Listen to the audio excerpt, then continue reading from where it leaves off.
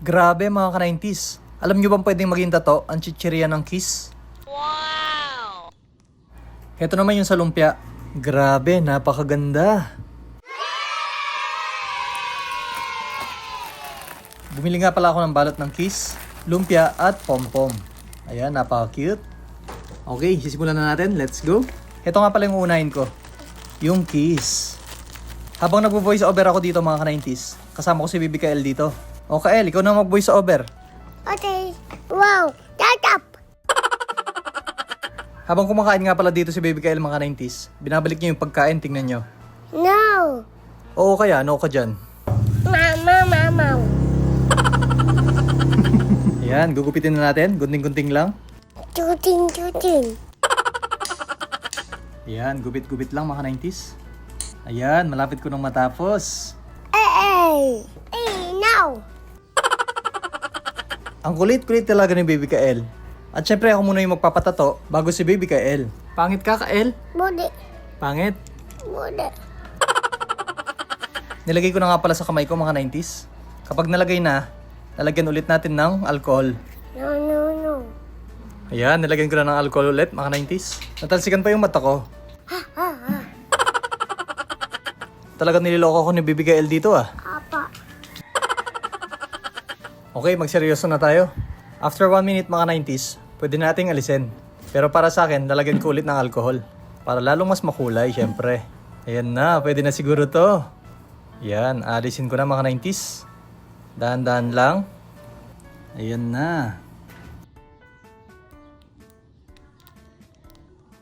Grabe, ang galing naman. May tattoo na ako. Shoutout sa mga batang 90s dyan. Ginawa nyo na rin ba to? Sana all kinikiss. Ito naman yung next. Si Pom-Poms. Ilalagay natin to kay Baby Kael. Yan na, excited na si Baby Kael dito mga 90s. Ito na siya. Binigyan ko na nga pala siya ng alcohol. Talanga. Yan, excited talaga siya. Yan, kapag nalagyan na ng alcohol, pwede na nating ilagay. Kailangan kapag nilagay natin, nakabaligtad mga 90s. Para dumikit talaga. Sa wakas, naging seryoso na si Baby Kael dito. Lagyan ulit ng alcohol. Ayan, excited na siya. At dahil medyo tuyo na siya mga 90s, pwede na natin kunin. Wow, grabe. Sobrang makulay mga 90s. Sobrang cute na cute talaga si Baby Kael. Magpapalagay nga rin pala sa leg si Baby Kael. Ayan. Yung kiss yung ilalagay natin ngayon. Ayan, ilalagay ko na. Kitang-kita naman kay Baby Kael, talagang gustong-gusto niya magpatato. Habang hinihintay ni Baby Kael, kumakain siya. Tingnan niyo si Baby Kael dito mga 90s. Sabi ko sa kanya, tanggalin niya. Kaso natatakot siya, baka masakit daw. Kaya ako na lang yung mag-aalis. Ayan, may tattoo na si Baby Kael. Ang cute. Wow! Ayos, talagang napakasaya ni Baby Kael mga 90s. Para daw itsura ng masaya. O diba, napilitan? Ang next naman natin ay lumpia. Ayan, gupit-gupit lang mga 90s. Bibilisan ko na nga pala yung video para di na kayo mainip. Si Carla naman yung next natin tatatuin. Sa braso natin ilalagay. Lalagyan ko ng alcohol. Kalat lang alcohol at pwede nang ilagay. Yan, tignan natin kung ano ang tsura. Pinindot-pindot na nga pala ni Baby Kael para matuyo daw.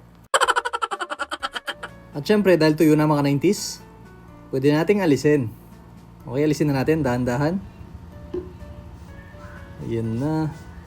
Ayun, grabe. Sobrang makulay. Napakaganda. Ito yung pinakamaganda mga 90s.